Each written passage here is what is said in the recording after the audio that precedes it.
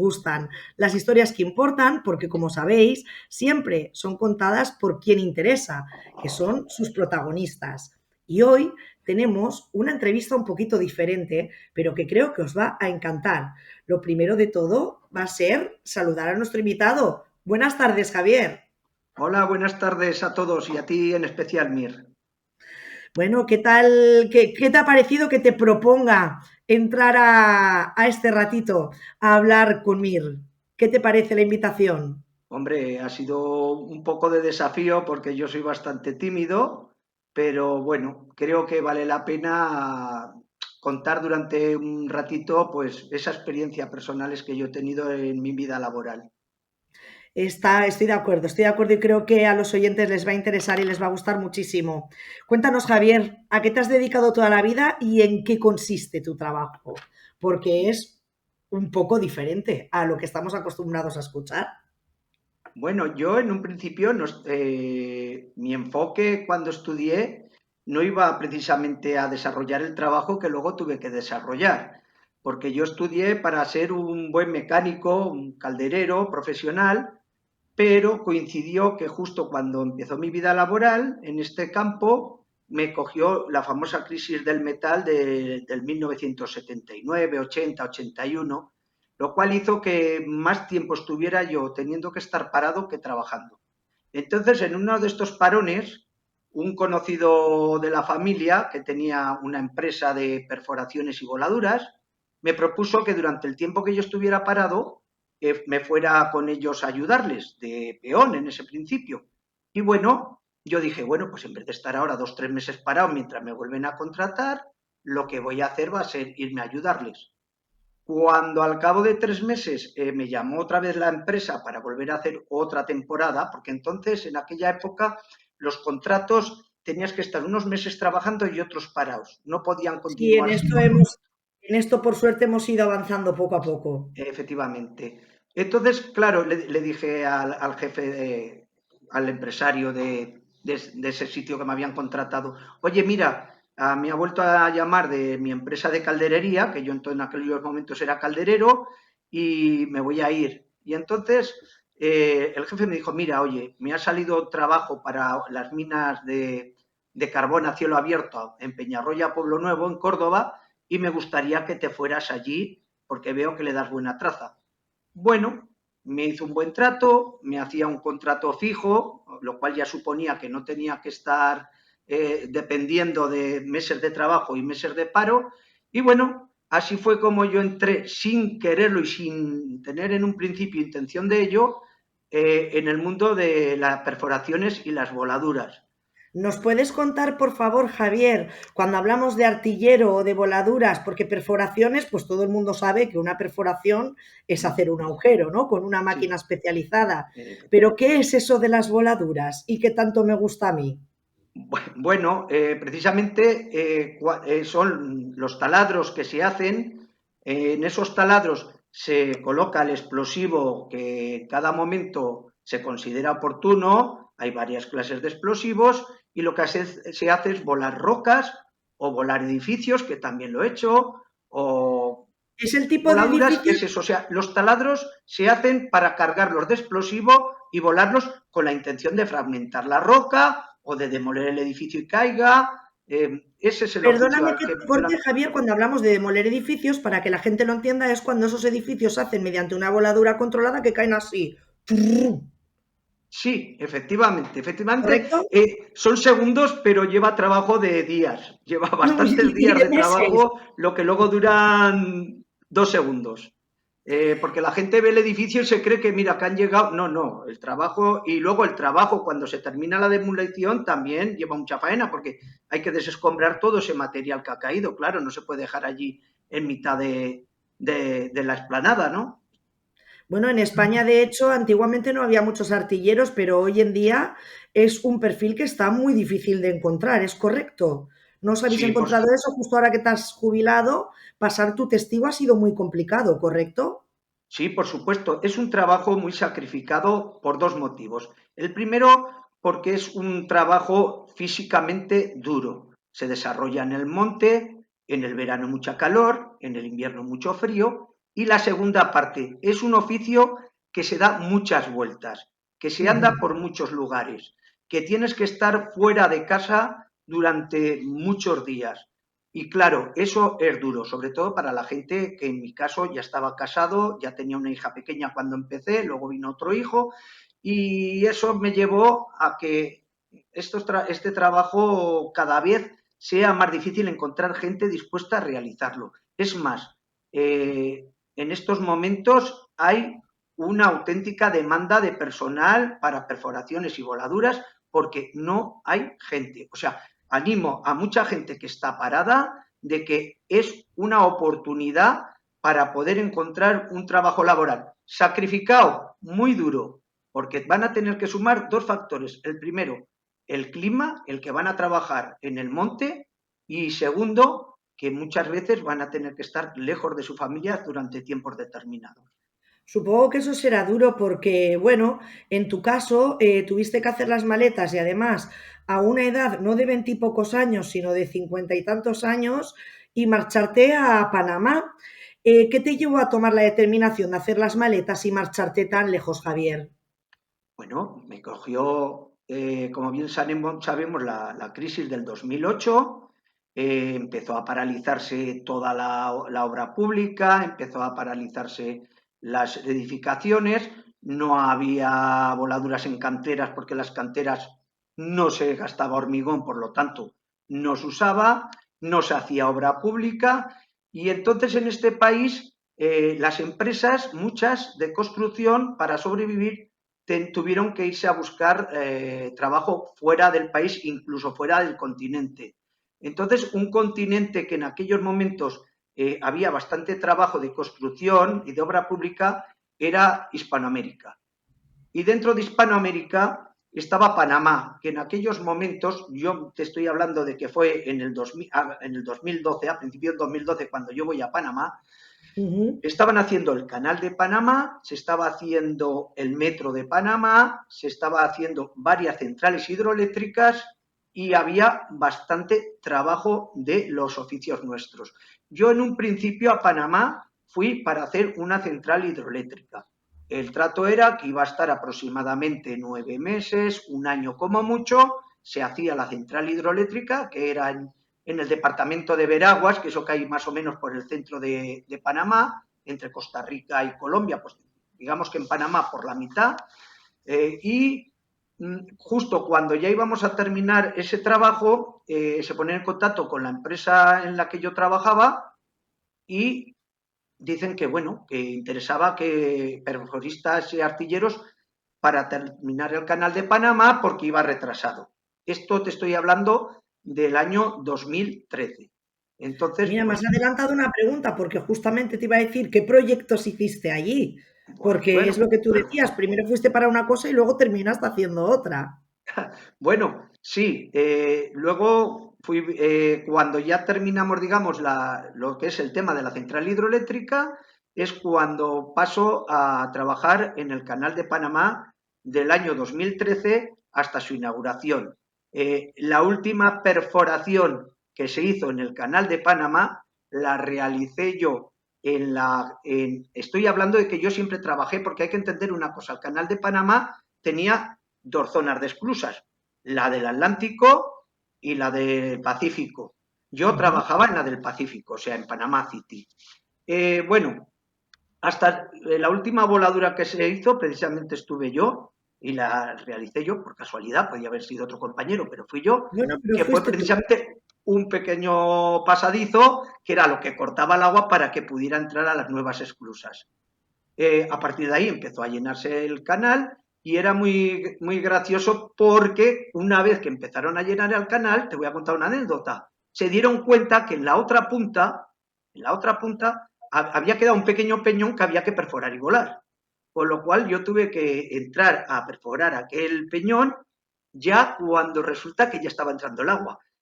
A la Ostras. vuelta, que encima era de noche, que ya había terminado la perforación después de 5 o 6 horas de perforar, yo la Ujú. verdad es que pasé algo de miedo porque no veía y la máquina ya iba por dentro del agua. Y decía yo, como pilla algún socavón o algo, aquí desaparece Javier y aquí desaparece la máquina. O algún caimán también te has encontrado. Sí, Sí, algún caimán también me he encontrado, pero eso era en la parte de abajo, en la que ya Ah, daba hacia el mar de Panamá. Porque claro, nosotros allí había la zona última, la de abajo del todo, cuando perforábamos porque había que rebajar el suelo, había unas máquinas que estaban dentro del agua y otras que teníamos que perforar aprovechando cuando había la baja mar. Es decir, cuando la ujú. baja mar entrábamos, pero cuando subía el mar, como subía por encima de la perforación, teníamos que salir. Y claro, siempre teníamos el miedo de decir, si la máquina se estropea justo ahora y no la podemos reparar porque empieza a subir los niveles del mar, pero mira, tuvimos suerte y la verdad es que O sea, no podemos ocurrió. decir que el trabajo que has desarrollado durante toda tu vida han traído un riesgo increíble, ¿no? Pero que sin él, ahora mismo no tendríamos carreteras, no tendríamos una ampliación del canal de Panamá. Es decir, que al final sí que has formado parte de proyectos importantes para que la globalización se pueda llevar a cabo, en cierta manera, ¿no? Hombre, piensa Y que que el la hora libre del... comercio pues funcione de punta a punta del mundo, literalmente. Sí, piensa que el Canal de Panamá es una obra importantísima de infraestructura porque lo que hace es alcortar muchísimo los viajes para pasar del Pacífico al Atlántico, del Atlántico al Pacífico. Si no, tendrían que ir los barcos a dar la vuelta, fíjate, Darle por toda la allá por la vuelta, punta de abajo del Estrecho de Magallanes. claro. Aparte de peligroso, muchos más días. Entonces, es una gran obra.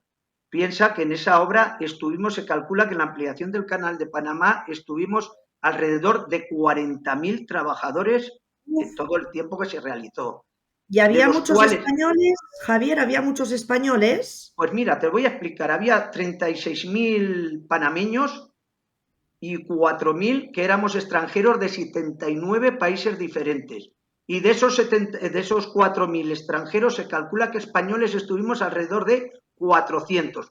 Hay que contar siempre lo mismo, que tiene que contar la gente de que había una parte en el Pacífico, que era donde yo estaba, y otra parte que estaba en Colón, que era la zona del Atlántico. Yo ya te digo Ujú.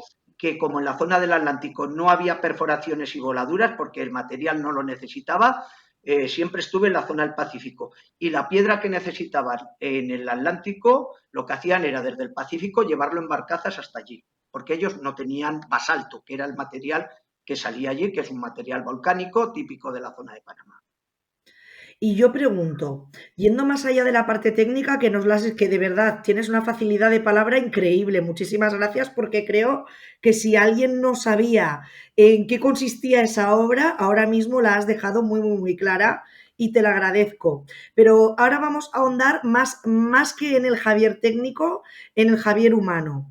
Cuéntame, ¿cómo era la convivencia allí con el resto de compañeros de otros países y con los propios españoles? ¿Y qué es lo que más echabas de menos de tu tierra?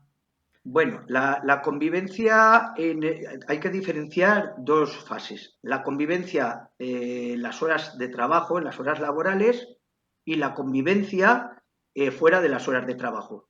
Normalmente las relaciones que más teníamos eran entre españoles fuera del trabajo, obviamente. En el trabajo, pues cada uno desempeñábamos nuestro rol y nuestro puesto de trabajo, pero los españoles, una vez que terminábamos el trabajo y nos íbamos para casa, no existía ningún estatus social diferenciado. O sea, nos tratábamos igual, desde el ingeniero de arriba hasta, bueno, peones tampoco había, españoles todos eran técnicos, ingenieros o oficiales muy altamente cualificados, claro, porque allí no se mandaba. La mano de obra era panameña.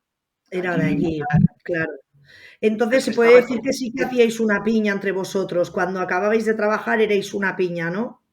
¿Os Sí, bueno, sentíais hombre, solos o os sentíais acompañados entre vosotros? te relacionas con unos más que con otros. Yo tenía un círculo de amigos españoles, digamos, pues de alrededor de 25 o 30 personas, ¿no? Yo en donde vivía en mi piso, pues vivía con un español más, que era el ingeniero nuestro, y con un compañero mío de trabajo que era portugués. Éramos los tres que vivíamos en ese piso. Claro, era con los que más relación tenía. Pero luego había un grupo de gente, principalmente te diré que era gente relacionada con el mundo de los explosivos y de las perforaciones también, claro. Ujú. Porque la empresa que hacía las voladuras también era española, era Maxam, que era una empresa española. Entonces, la relación que yo tenía en ese círculo de 20 o 30 personas era una relación que, fíjate, no tenemos familia. La mayoría que teníamos la familia muy lejos, quiero decir, porque era raro el compañero que tenía a su pareja o a sus mujeres allí. Normalmente íbamos a casa 2 veces al año, ¿no? 15, 20 días, un par de veces al año. Por lo tanto, ahí existe una camaradería y una amistad que no se suele dar en el mundo laboral normal, claro, porque en el mundo laboral normal, pues tú vas a trabajar, acabas de trabajar, te vas para casa, llevas tu vida familiar, tus amigos, que muchos no tienen nada que ver con tu mundo laboral, Mm. pero ahí sí, ahí coincidía que tu mundo laboral y tus amigos eran los mismos. Y Claro. existía mucho compañerismo, mucha camaradería, pues no te voy a engañar, y muchas cenitas por ahí que quedábamos entre nosotros bailando Pero juntos, ¿no? eso también está bien, ya que Sobre estabais todo fuera de casa. sobre todo te lo voy a decir, el día Santa Bárbara, que era la patrona nuestra, la Hombre, verdad es que hacíamos ruido. Los españoles hacíamos ruido el ese día día. de Santa Bárbara lo teníais claro, que es el 4 de diciembre, si no me equivoco, puede ser. Sí, sí, era el patrón Es la pues esto, patrona de todo el tema de las minas, ¿no? efectivamente, Patrona de los mineros. y artilleros, por lo tanto. Una cosa que se nos ha quedado en el tintero, Fina, Miriam, que me gustaría mucho dejar claro, es que la ampliación del canal de Panamá es porque hasta las antiguas esclusas que se habían inaugurado en 1914, que la hicieron los americanos, Ujú. solamente permitían barcos que se llaman Panamax, que solamente podían tener como mucho 300 metros de largo y 33 metros de ancho, que es lo que tienen las esclusas. Mientras que con el que se hizo ahora Neopanamás se admite una longitud de 427 metros y una anchura de 55 metros. ¿Esto qué significa? Que las viejas solo pueden pasar barcos que llevan 5.000 contenedores, pero ahora en las nuevas pueden pasar barcos hasta de 15.000 contenedores. O sea, se Hombre, multiplica por 3 por la tres, capacidad de esos barcos. jolín. O sea, es una obra importante. Y Sí, dime, ¿tú hombre, qué es lo que más echabas de menos de España estando allí? mira, dos cosas. La familia, Sí, pero y no yo sé yo. cuál me vas a decir la segunda. La familia es lo más importante. Tú precisamente estás allí, entre otras cosas, por la familia, aunque parezca una contradicción, que dices, mira, resulta que solo vive por la familia y piensa por la familia y se va a 7, 8 mil kilómetros de casa. Sí, claro, porque la familia tiene unas necesidades, gratis no dan nada y hay que aportar un dinero a casa. Y lo segundo, la comida. Los Bueno, yo españoles iba a decir llevábamos el mucho. jamón, iba a decir el jamón, porque muchos españoles que se han ido fuera de España me han dicho que lo que más echan de menos es el jamón. Bueno, en mi caso dos cosas, el jamón y el pan, porque yo soy muy panarro. Y allí el pan, luego tuvimos gran suerte de que conseguimos una tienda que se dedicaba a importar vinos y cosas y traía pan congelado de España. Sí, sí, de España. Y entonces en esos hornos lo calentaban y bueno, por lo menos comíamos un pan más o menos al estilo nuestro. Pero el pan lo llevaba yo fatal. Bueno, ¿cuándo finalizasteis las obras, Javier? ¿Cuándo finalizó todo y cuándo se hizo la inauguración? Y háblanos de ese día, porque fue un día en el que se retransmitió por todas las televisiones del mundo. Pues mira, el final, la inauguración fue el 26 de junio del 2016 y se terminó Ujú. prácticamente, como aquel quien dice, unas horas antes, porque yo me acuerdo que 2 semanas antes estaba yo allí en la obra. ¿Y por qué? Porque hubo unos problemas serios en una de las compuertas que tenía unas fugas muy importantes, que por cierto también tuvimos que bajar con las perforadoras abajo a perforar para poder inyectar y quitar las fugas, y eso Vaya. hacía que se alargó hasta el 26 de junio. Quiero decir una cosa, el gobierno panameño o las autoridades panameñas se comportaron con los trabajadores de una manera exquisita, de tal manera que el día de la inauguración la fiesta fue en honor de todos los trabajadores que allí habían trabajado. Teníamos prioridad. Estuvimos en la zona VIP, bueno, no los 40.000, porque muchos ya habían marchado, muchos estaban en España ya, porque claro, así como acaban sus tareas, pero sí, nos dieron unas entradas y nos tuvieron muy, muy bien tratados y muy considerados, y toda la fiesta se hizo en honor de los trabajadores y sobre todo, que fue muy emotivo, los 7 compañeros que murieron durante las obras fueron recordados desde el primer momento en esa obra. Normalmente tú vas a la mayoría de las obras que cuando las inauguran estás en la otra punta de donde las inauguran. Ahí no, ahí invitaron personalmente a todos los que habían trabajado en el canal, los que Qué podían bien. asistir. Y nos hicieron una gran fiesta, con comida, bebida, y eso tengo que reconocer que fue algo que me llamó positivamente la atención, de que eran los trabajadores la gente a la que fue hecho honoríficamente esa fiesta. ¿Qué sentiste cuando viste todo aquello? El decir, uff, ya lo hemos terminado por fin, ¿no? ¿Qué sentimiento tenías cuando estabas viendo que ese primer barco inaugural estaba cruzando esas esclusas? Bueno, nosotros, claro, nosotros estamos en el lado Pacífico y el barco entró por el lado Atlántico, por Colón. Entonces Ujú, entró a primera hora de la mañana y nosotros ya eran, pues no recuerdo bien si las 5 o las 6 de la tarde cuando el ujú. barco llegó para volver, continuar por el Pacífico. Recuerdo que era un barco chino y porque eso nunca se olvida, el Costco Shipping Panamá, le pusieron ese nombre en honor a que se inauguraba el canal y claro, formabas parte de la historia, insignificante, no eras un granito de arena en la historia, pero claro, te sentías orgulloso en el sentido de que decías, acabo de estar en quizás una de las obras más importantes del planeta y ese granito de arena que hay ahí es obra mía y te Qué sientes bonito. muy orgulloso y muy emocionado. La verdad es que sí. Es cualquiera que se dedica a la obra pública o a la construcción pues siempre su sueño es estar en una obra de estas, claro. Aquí en España había estado en obras grandes, pero obras grandes quiero decir, una presa donde había 500 trabajadores o yo qué sé, o una mina de cielo abierto donde había 500 trabajadores. Pero claro, de repente te encuentras una obra donde había el último día, cuando ya terminamos, que yo ya me fui, ya solo quedábamos 7.500 trabajadores. Pero fíjate, Solo, 500 trabajadores todavía hasta el último momento. madre mía, ¿ahora volverías a irte tan lejos dejando aquí a tu familia si te lo volvieran a proponer? Esta es la pregunta del millón. Claro, hay que ver que yo me voy en un contexto muy determinado, en un contexto en el que yo estoy con 52 años sin trabajo en España porque la empresa anterior a esta que me fui de Panamá me llamó, me acuerdo, un 23 de diciembre del año 11, Mm. que afortunadamente solo estuve parado 20 días, y me dijo que, bueno, que no había trabajo y que me iba al paro. Tenía 52 años. O sea, un hombre con una edad que ya, si hubiera habido trabajo, pues al ser un oficio que hay mucha demanda, pues encuentras trabajo. Yo encuentro trabajo hasta el último momento, hoy en día encontrarías trabajo de gente como profesional en este oficio, pero en aquel momento no había porque las empresas estaban todas igual.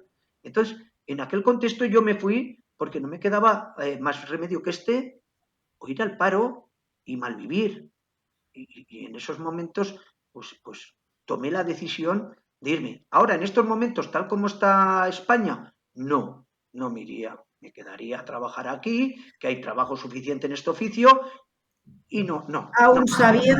Aún sabiendo que no ibas a formar parte de algo que cambiaría el rumbo de la historia, porque al final las personas somos un poco ególatras, ¿no?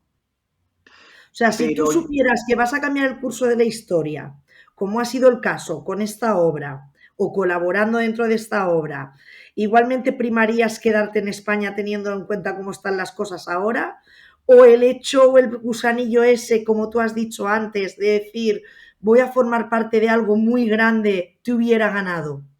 Lo digo porque yo, por ejemplo, soy ególatra. Entonces, por eso te pregunto, en tu eh, caso, ¿qué harías ahora cada mismo? persona es diferente. Yo, por De eso, supuesto, me encanta lo que hice y lo que realicé. Pero si en una balanza me pones a mi familia y en otra balanza pones mi trabajo, mi familia pesa muchísimo más que mi trabajo. Entonces, si tuviera que elegir entre ir al canal de Panamá o mi familia, ya hablamos hoy en día, que hay sí, trabajo sí, de, ya te digo que hoy este en es un día. oficio que hay mucha demanda, que es, ya te digo, que animo a la gente parada a que si tiene ganas de buscar un trabajo, este es un Que se oficio saquen el carnet de artillero. sí que es que se busca mucho porque no hay. Entonces, no, yo creo que tal como está en España hoy la oferta de trabajo de mi oficio, no me iría a Panamá, aun a sabiendas de que ha sido una cosa histórica, que ha sido un momento que solamente 400 españoles hemos podido, digamos, saborear de los 50 millones que somos, o 48, pero en estos momentos me daría igual no formar parte de esa pequeña historia y no me iría. Y no te irías. ¿Algo más que quieras aportarnos, Javier? Pues nada, agradecerte mucho que me has dado la oportunidad de contar una pequeña parte de mi historia y animar a las personas a eso, a que si no tienen trabajo, intenten buscar por este camino a ver si pueden conseguirlo. Es muy bonito, la verdad es que es un oficio precioso, es un oficio diferente, pero es un oficio duro y no quiero engañar, es un oficio muy duro. Pues entonces a lo mejor no todo el mundo está preparado. Nosotros lo que tenemos que hacer es darte las gracias a ti por haber compartido tu historia y a vosotros oyentes os espero la semana que viene para contaros historias nuevas, ya sabéis, contadas por sus protagonistas. Mientras tanto, podéis seguirme en redes sociales, tanto en Instagram como en TikTok, con el nombre de Inmunowoman y estaré encantada de recibir vuestros mensajes por si algún día alguno de los entrevistados quiere ser tú. Un abrazo y hasta pronto. Gracias por todo, Javier. Muchas gracias a ti por atenderme.